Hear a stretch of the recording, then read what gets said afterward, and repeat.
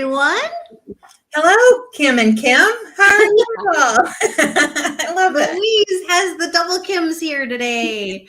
And hi, everyone. Thank you for tuning in to Kickass Conversations with Louise and Kim. We are here on Friday, the 16th of December, joined by our guest, Kim Downey of Elevate Your Space Feng Shui, also known as Lake Life Feng Shui. So you may hear both. And we are hoping that you are celebrating something. I see there is a note that somebody might be celebrating snow today. They may not be in Winnipeg. Yeah, I'm not at the celebration of snow quite yet. Perhaps sometime next week I'll get out and celebrate. Right now, I'm just shoveling and I'm not celebrating shoveling. Aww. Well, what are you celebrating, Louise? I am celebrating some positive energy into my day. Actually, thanks to Kim Downey, I'm feeling really fun and energetic. Kind of having a look at my space in my office, and it's feeling really good. And I kind of forgot how that positive energy felt, especially after last week. If you listened to our last episode, it was more about just like surviving. And this week feels more like thriving. So I'm celebrating that. New friends, new connections, and some new energy. So thank you, Kim. So Kim D, what are you celebrating this week? Kind of similar energy. I'm thankful that I was invited to do a workshop with you and Louise and do an office workshop and talk about Feng Shui because it seems like it's coming up a lot lately. So that was really fun, and it got me thinking about kind of cleaning up my desk too. And then I'm celebrating just getting back in with clients this week, being able to go in and actually help them declutter in their homes has been fun, and then also on Zoom. So it's feeling good. That's awesome. Yeah. So for those of you who are not in the know, what we're talking about is earlier this week inside Your Kickass Career Collective, Kim Downey joined us and we had the opportunity. She walked us through, it was a beautiful hour together where she walked us through how to, like, what is Feng Shui? How do we do it? And then she walked us through how to do it in our offices and on our desks, which was super amazing. And I am too celebrating that because it was super fun. And I've had a chance to work with Kim before, but having that opportunity to do it in the collective as a group, and then to make some changes in my office as well. It was super fun. And since I've had that energy shift midweek, I too am celebrating my clients because we've had several wins this week, all around the idea of creating vision. Some of it has been around for 2023, right? Creating their visions for 2023, but a lot of it is just even playing with the idea of how do you start from a place of vision instead of just diving right into goals. And when they've had an opportunity to do that, I'm celebrating the huge shifts that are happening for my clients this week. So it's been fun. It's been a fun week for sure. Love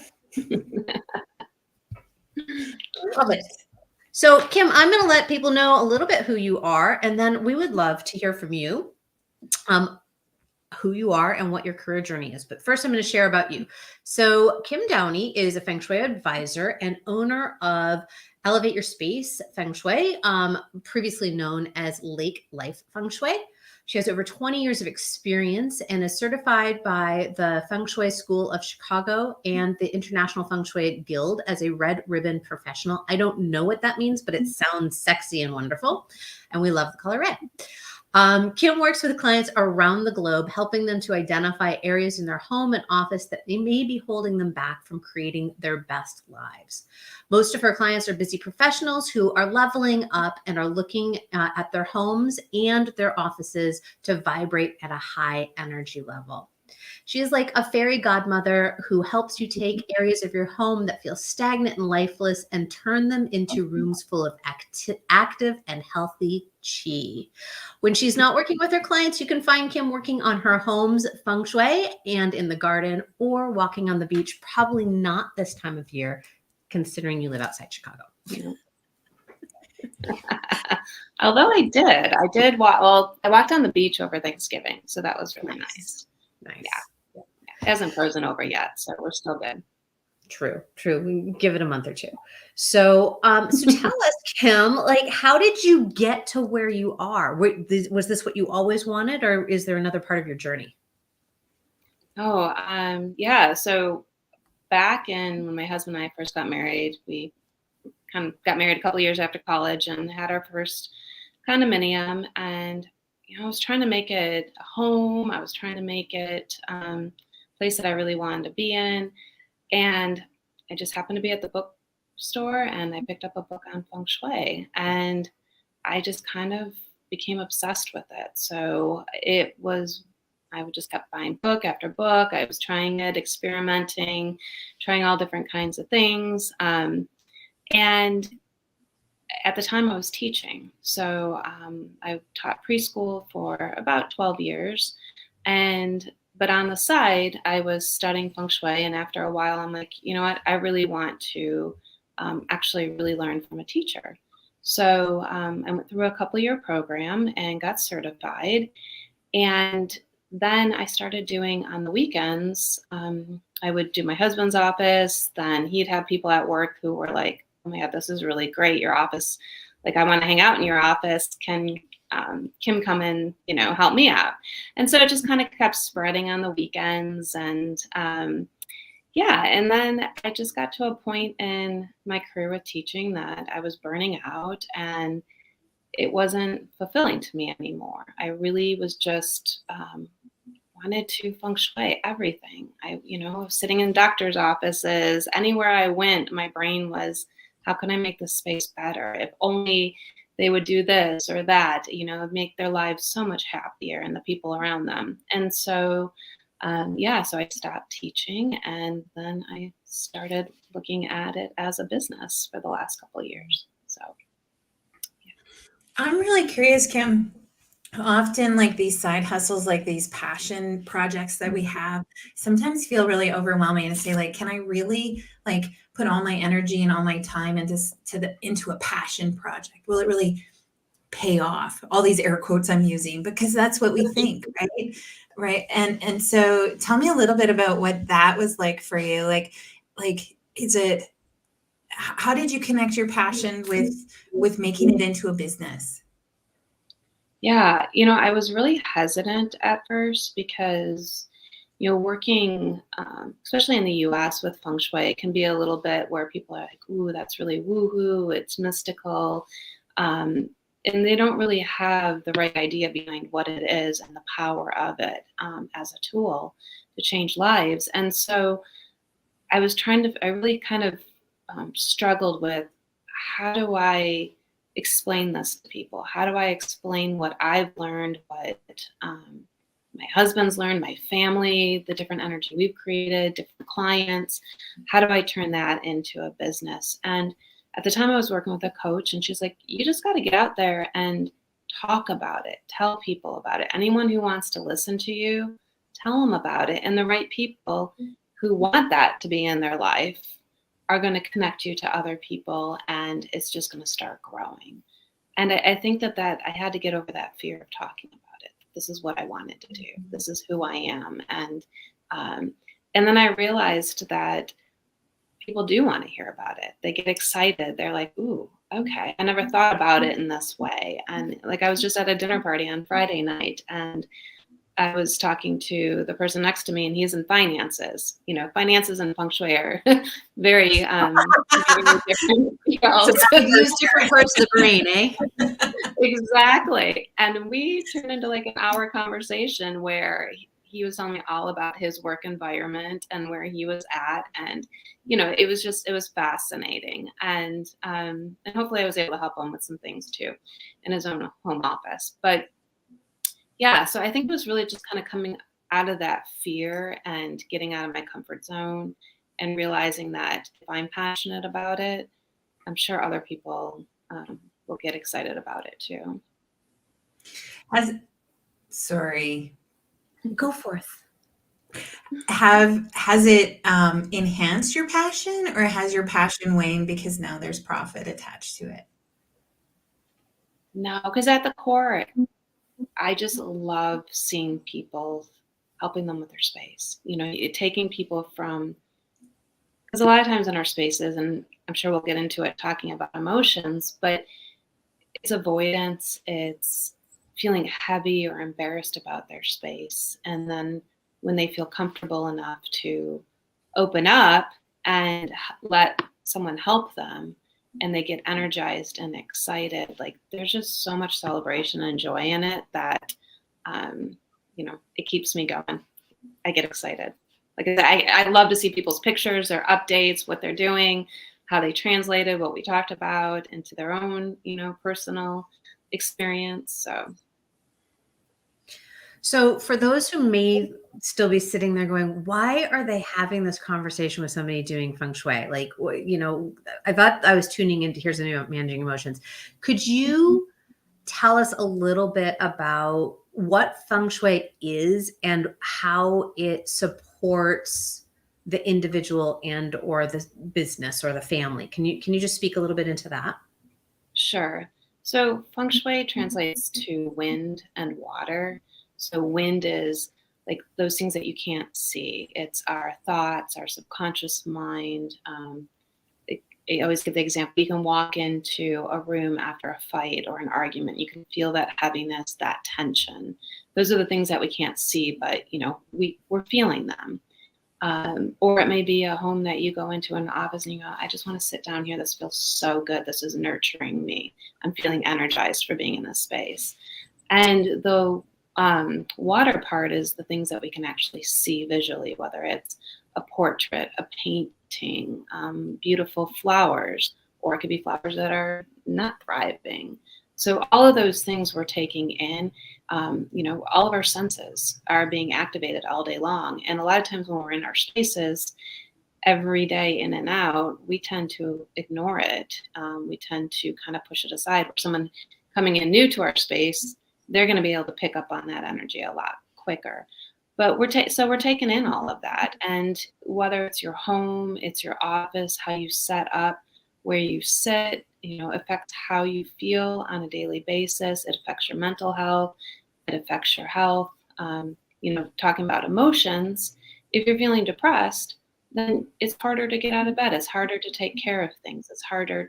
Things get neglected. And so that energy sits there. It becomes stagnant, and it's hard to get out of that cycle.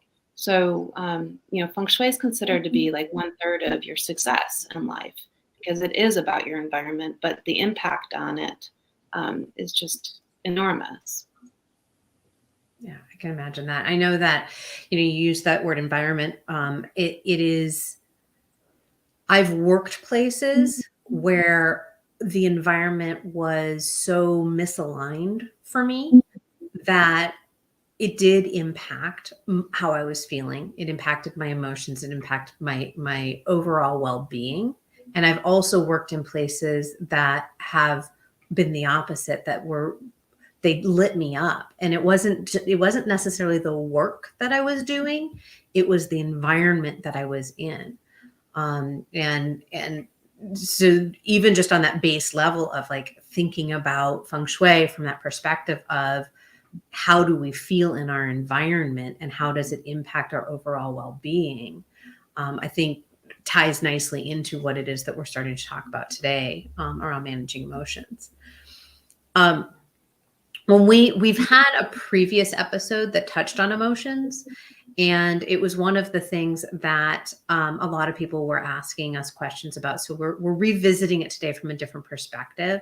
And I just want to throw out this question to both Louise and Kim is, when we talk about managing emotions, what is it that comes to mind? There's those air quotes. Those bunnies are busy today. I don't like the word managing. It's so interesting because oftentimes I think, we try to, we push aside, right? Like, we push aside of our emotions, we discount them. Even Kim Downey, when you were talking about like the energy when you walk into a room, sometimes we don't recognize it as energy. We just have a feeling. Right. And we have this emotion. We're not really sure why, but we disregard it and we push it aside. And then we miss out on the opportunity to learn and to actually like figure out like what's going on in our bodies. We kind of we miss that opportunity if we're not intentional and we're not paying attention. So like managing, sometimes I think it's this there's a lot of control that goes on around that. And yes, we do want to, right? We want to present ourselves, right? When we're in a meeting or we're doing something, we want to present ourselves in a way. We don't want to be like so emotional, right? That we can't get our point across or we can't communicate. But yet we still want to be able to experience all of the emotions and all of the things that come with that. We want to be able to like be present in the energy. If you walk into a room, you want to be present with that energy. You want to be present with the energy that, you know, that's happening, that emotion that's happening with you when you're with others. And I think that oftentimes this word managing kind of like feels very, I don't know if it's a corporate word, but it feels very, I don't know, rigid. And I just don't Managerial. yeah, like, right. Like, I don't know, directive maybe is the word. And that's not really how we tap into those. I find them resourceful, right? They're telling you something. There's a sense there, and it's a resource that we have to rely on. And if we're not paying attention to what that is, we just miss that opportunity to use that emotion, that energy in a resourceful way. What about for you, Kim? Yeah, managing your emotions, like I think about, I don't know, it takes me back to being like a little kid of, okay, you have to, you're not allowed to cry in a certain situation, or you have to be on your best behavior and not say anything. And so that's what comes to mind to me at the beginning. But then I started thinking more about like managing your emotions of, it is that controlling, but there's times like I don't have a poker face. So for me, managing emotions comes to, sometimes I don't need people to see everything that I'm thinking in my mind. So, you know, whether it's disappointment or sad, it depends on like where you're at, like what kind of situation you're in. And so I think that that's where I think of managing your emotions. You know, what situation are you in? How much can you let show? And it goes back to that controlling, like you said, Louise. And for me, it's funny because it brings, Louise will not be surprised by this, it brings out my rebel. It's like, how dare you tell me I have to manage my emotions? How dare you tell me I have to manage my emotions? These are my emotions. I get to own these. And I do recognize that's the rebel in me, right? And there are times where it is, I don't even like to use the word inappropriate, but it is not the most effective method of communication to be coming from an emotionally charged state, whatever that emotion is. It can be what we would consider a positive emotion of, you know, joy and excitement. Sometimes that exuberance makes it really challenging for other people to hear what you're trying to say, as much as if you're sobbing or angry or whatever that emotion is. So, but yeah, that I said, it sounds like all three of us are in this place of the management, like the word management isn't resonating with us, but the concept of how do we regulate? How do we, nope, I don't like that either. But I'm going to play with these words for a little bit. There's something in there, right? Where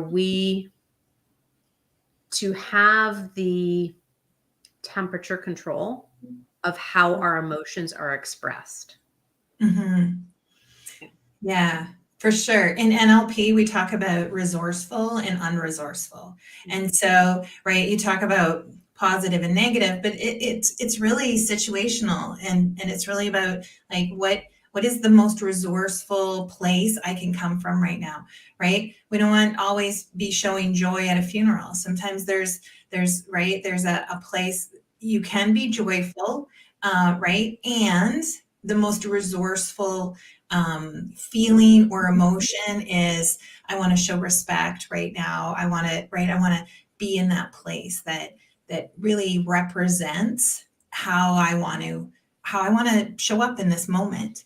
And we have that energy inside us. We have those emotions inside us. And so what's the resourceful place that we can go to in that moment? But to not like just push the rest of it aside, to say like, I'm going to come back to that later. Why am I feeling joy, right?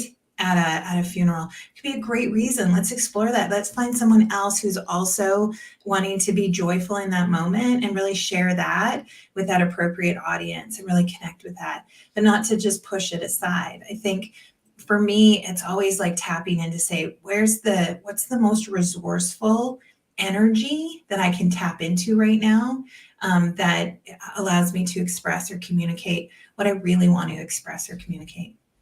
I love that idea of resourcing our emotions.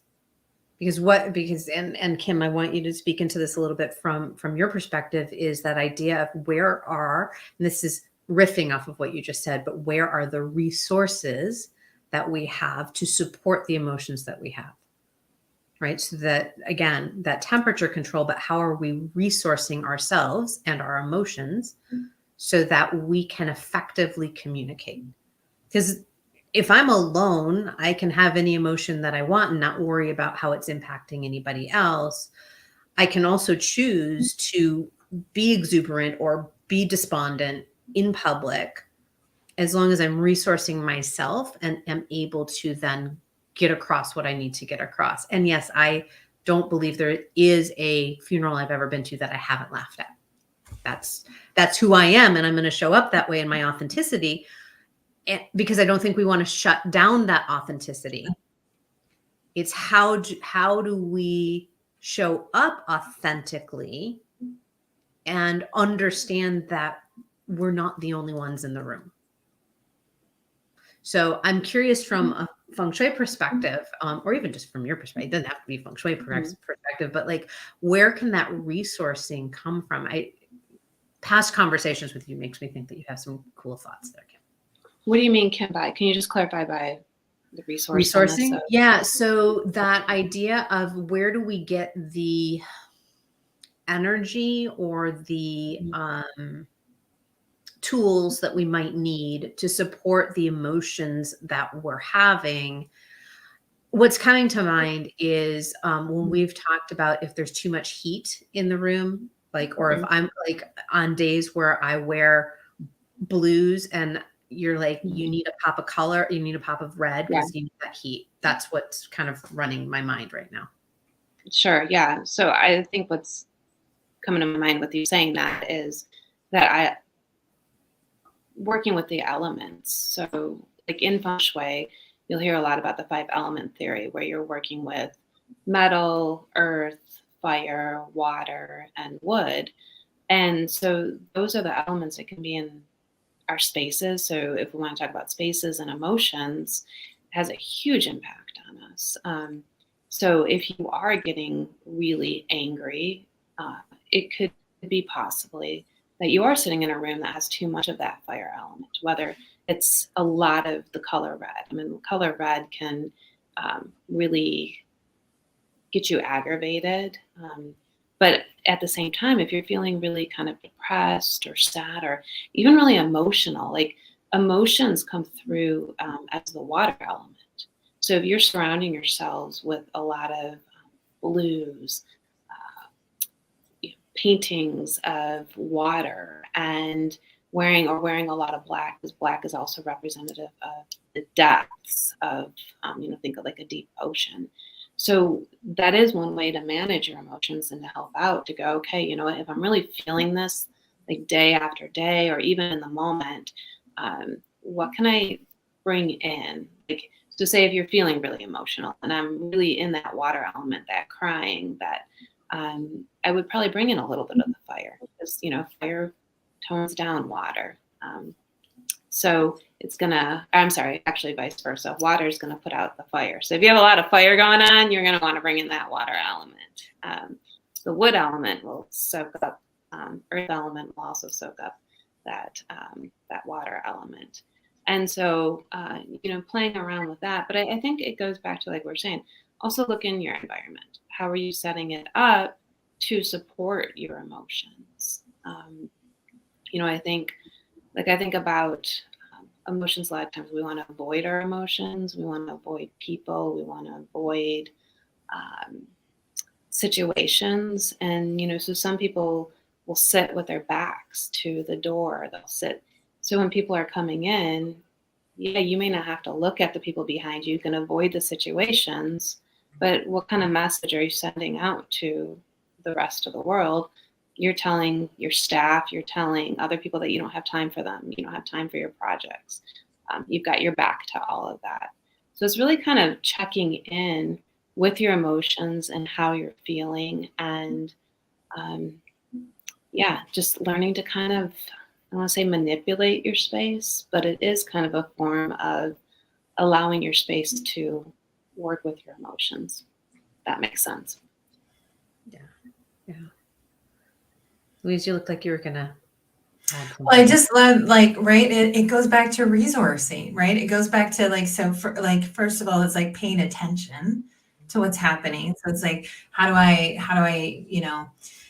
how can I name what's going on right now with me? And then what is the most resourceful energy that I want to feel right now, right? Like you said, right? If you're feeling really emotional, like there's a time and a place for that, but maybe it's like, no, you know what? The time and the place is now for me to get out of that, right? And I want to move forward. So how can I resource my environment to kind of help me resource that energy, or move that energy, or shift that energy within me, so that now I'm feeling more like how I want to be feeling. But I think it comes around that recognition part, first of all, that I am. Sometimes we don't even know we're emotional, right? Sometimes we don't even recognize what's happening.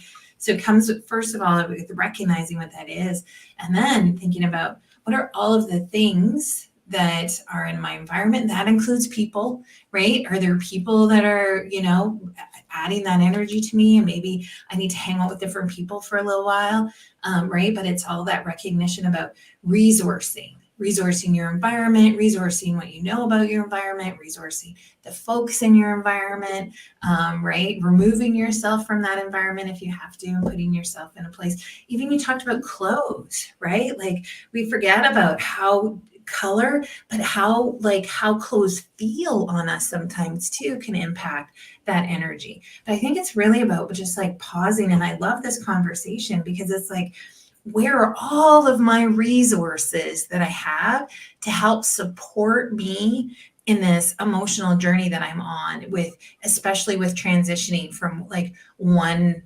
emotion to another, when I don't particularly want this emotion to stick with me, I can't quite shake it, and so how do I resource everything around me to help me transition through that?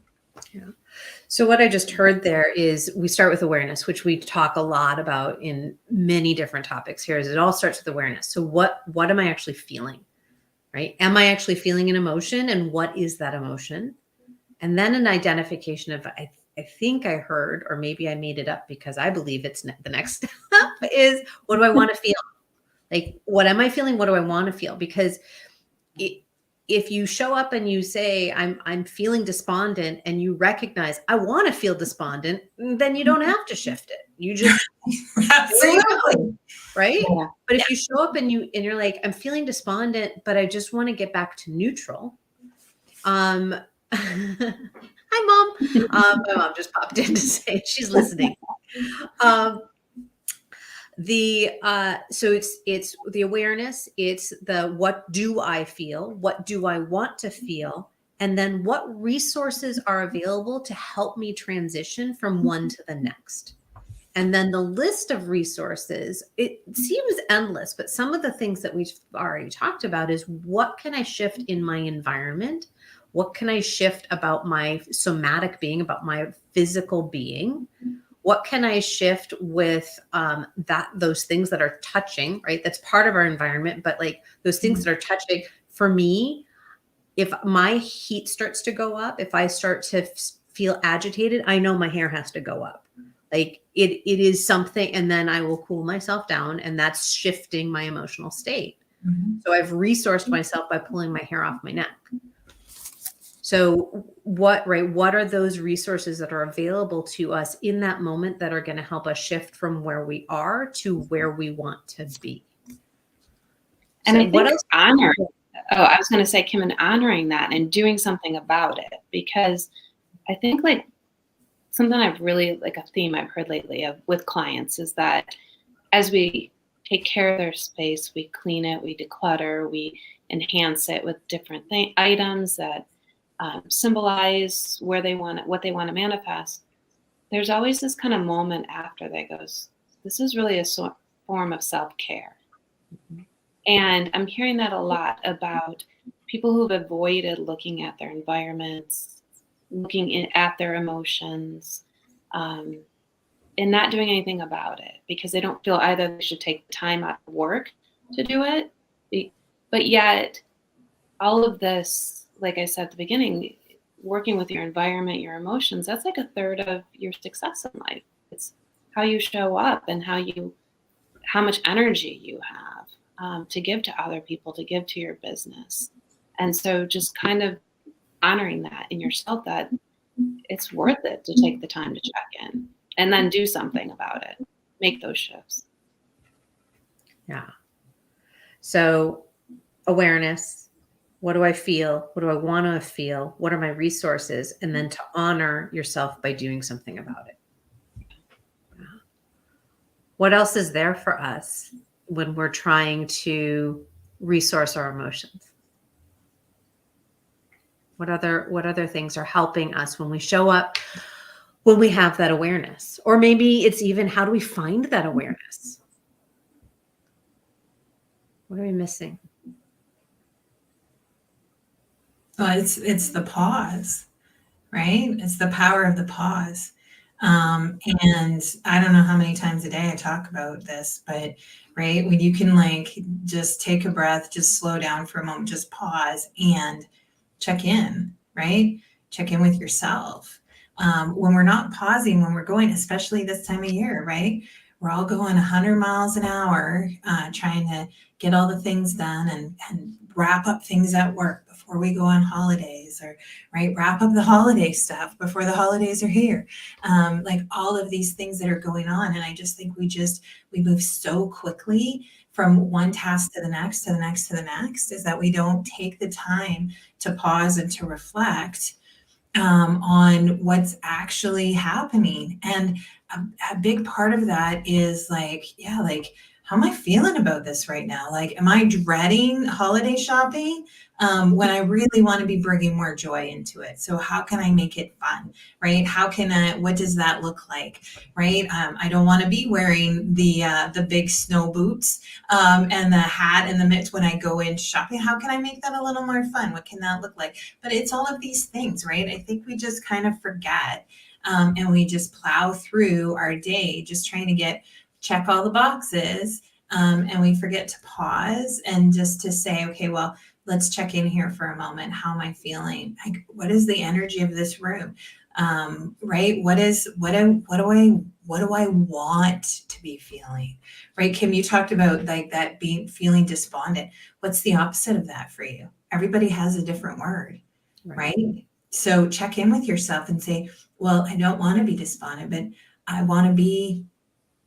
Well, and it doesn't even have to be the opposite. It's just what is blank, right? Is what would I rather be feeling? What's more resourceful at this time? Fill in the blank. And what's even accessible. Because I think that that's sometimes what we do is we sit there and we say, I'm so angry. I just wish that I could find the joy in this moment. Well, between anger and joy, there's a whole lot of other options. And maybe joy is not where you can get to right now. So being realistic about, if I'm feeling this emotion and it needs to be resourced, I'm wanting it to be resourced so that I am not in this state in this moment. Pick something that's accessible. It just has to be a step away from where you are. And then once you're there, take another step to get to that place. But because, yeah, it's a big jump when people are like, well, I'm feeling sad, so I want to feel happy. It's like, well, but that's a big difference. And it's really, really hard. And we're not setting ourselves up for success when we try and do that kind of a leap. in my opinion. And I think forgiving yourself too in the moment. There's Mhm. times where someone's talking to you and you really just don't want to listen. Like you just are not connecting, or in that moment you can all of a sudden you can start getting emotional of like, oh my gosh, I feel so bad. I should be listening to this person. But we're not always perfect of how we want to show up, or those emotions come up that something's annoying you or you're distracted. And I think maybe it is, like Louise, you said, that power of pause, of not only just kind of to pause to feel what you're feeling, but I also think to forgive yourself too in that moment, that it's okay what you're feeling. It's not like just because someone's annoying me doesn't mean I don't love them and care about them. It's just in the moment that's I have other things that I'm concerned about. So I love, Kim, that you've used the words honor and forgive when you're talking about dealing with emotions. But I think just in general with yourself, like how do you create that space to honor yourself by doing the thing?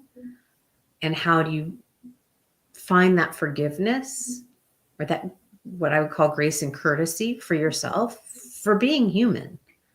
I mean, we are emotional creatures. That's what we are.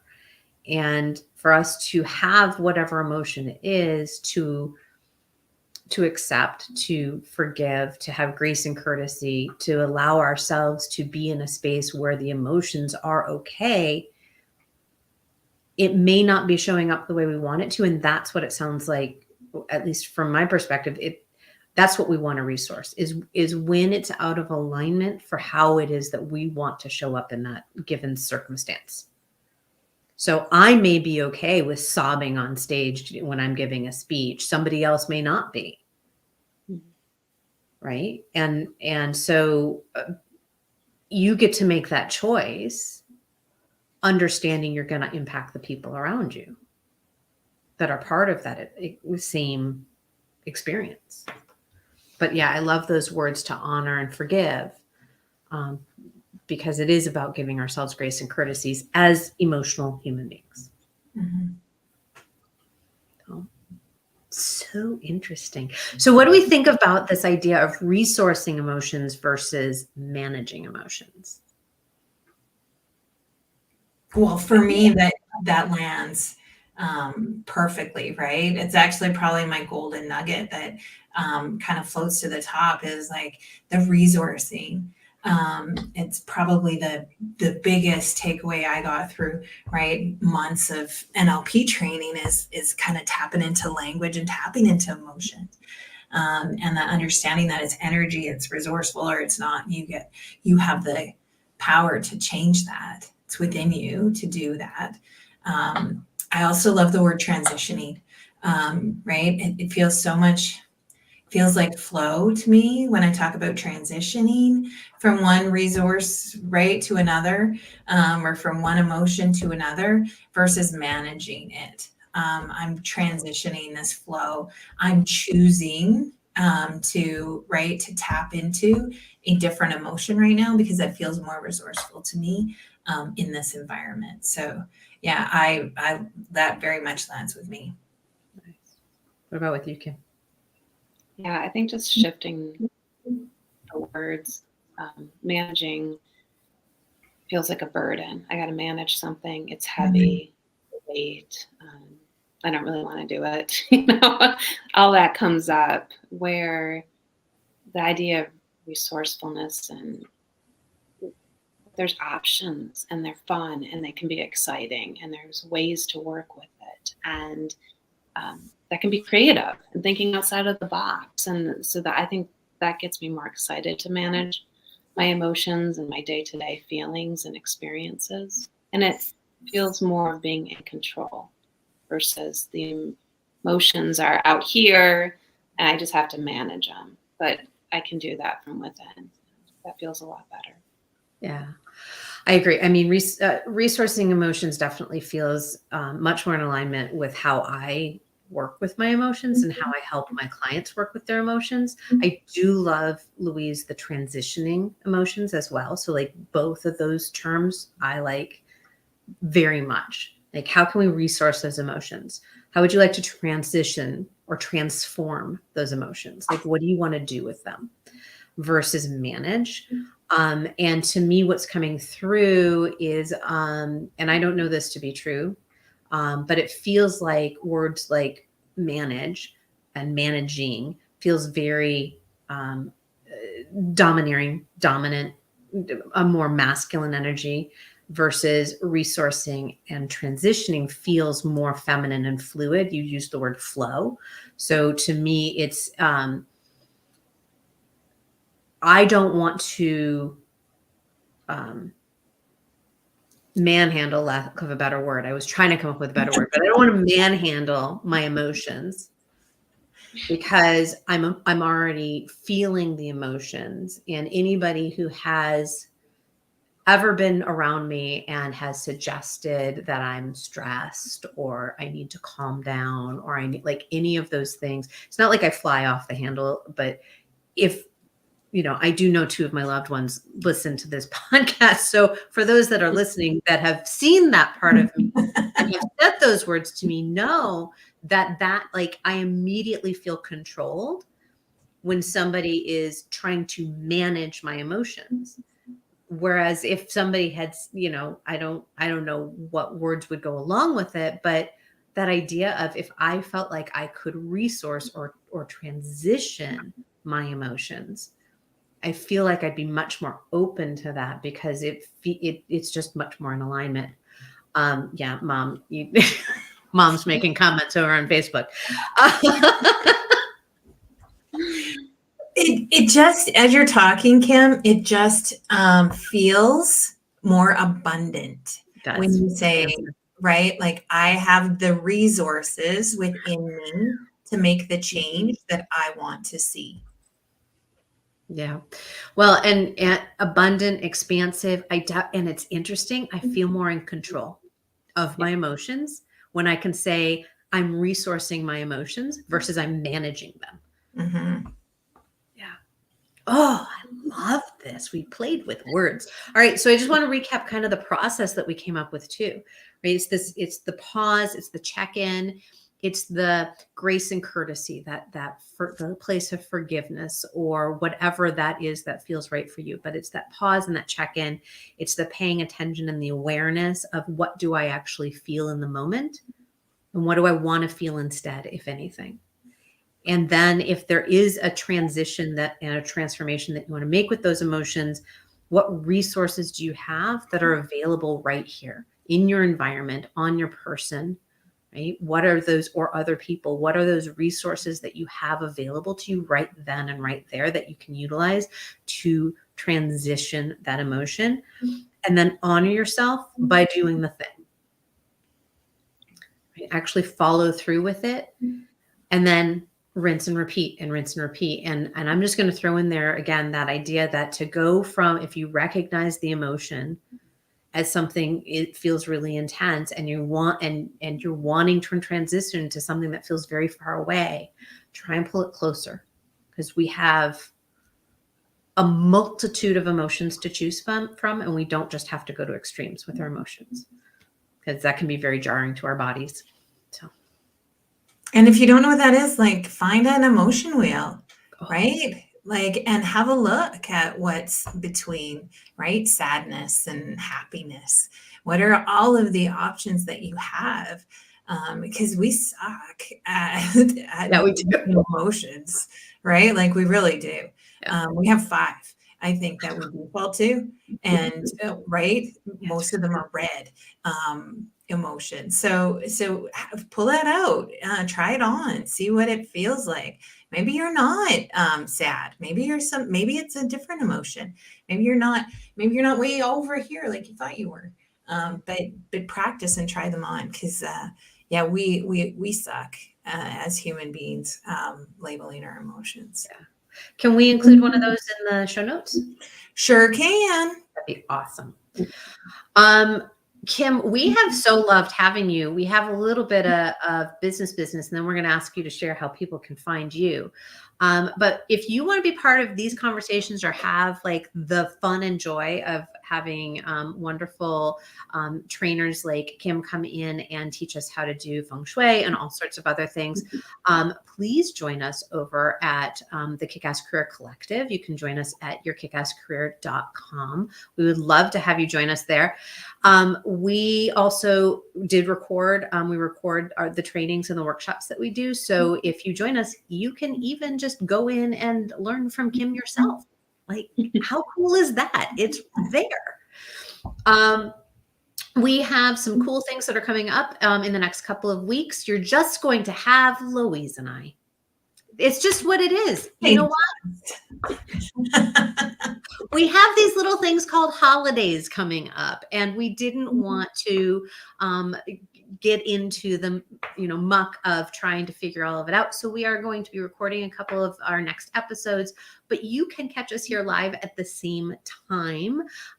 Next week, we are going to be talking about navigating uncertainty. I don't know why I've said it like that. It feels big, but it's not. So, Louise, do you want to give a little preview on what we mean by when we talking about navigating uncertainty? Well, we touched a little bit on this before in one of our previous episodes, but it's really about understanding, kind of unhooking, like when things go wrong. How do we unhook a little bit from the outcome? How do we stay present? How do we, find that? Well, who knows how emotions play into it all, but how do we honor ourselves and feel what we feel? And if that's opposite of whatever is going on around us, how do we kind of like own that and navigate through some of the unexpected things that holidays can throw at us? Yeah. So we are going, the episode will air at the regular 2 p.m. Eastern, 1 p.m. Central Time on the 23rd of December. And we are intentionally having this conversation in the midst of the holidays because spending time with loved ones, spending time by yourself, spending your time in this holiday season can feel really uncertain. And for many people, whether it's recession, whether it's inflation, whether it's layoff, whatever it is, uncertainty isn't going away anytime soon. So we wanted to make sure that we're talking about it in hopefully a timely manner. Kim, again, thank you for being here. Can you tell people where they can find you? Sure. Well, right now, because I'm in the middle of a rebranding, but you can still find me at lakelifefengshui.com, and you can send me an email if you want to set up a 30-minute free consultation. We can talk about your space and perfect time right before the holidays or into the new year when you're setting those new goals. So I'd love to hear from people. And do you have any special talks or anything coming up that you want to share with anybody? Not right now because I'm really focused on that rebranding that's coming out with a new website and so much more to offer my clients. Okay, great. And you're also over on Instagram, is that correct? I am. It is now elevate-your-space. Okay. And if you go into my thing. Feng Shui. Yes. Yep. Feng Shui's on there. Sorry. Getting used to all these new, just changed everything last week. So you can connect through that. And we've also included it in the show notes. So however it is, it's in the show notes. Fantastic. Louise, any parting thoughts? No, not at all. I love this conversation. I also want to thank you again, Kim, for coming into the collective this week and delivering that workshop. It was fantastic. Thank you so much.